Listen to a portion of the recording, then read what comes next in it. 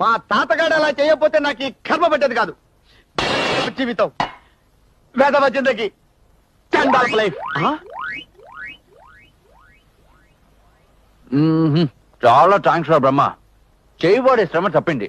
ఏది ఇంకోసారి కొట్టు. నీ థ్యాంక్స్ కంది పొడిలో కలిపి దంచా. నేను కోపంతో రెచ్చిపోతుంటే నీకు వేళకొల కదరా. ఎందుకురా కోపం? ఓరే నీ అంకమ్మ ఇంకా ఎందుకంటావేంట్రా?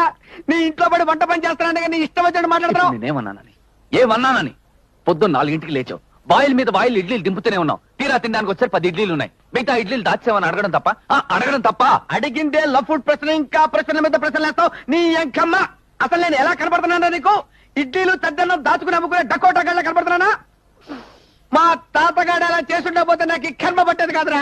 మీలాంటి బస్ స్టాండ్ సరికి నా ఇల్లు అద్దెకి ఇవ్వకపోతే నాకు ఈ గతి పట్టి ఉండేది కాదు. అసలే మా కేసు తెలక మీద నీ బోడి కేసు అంటరా.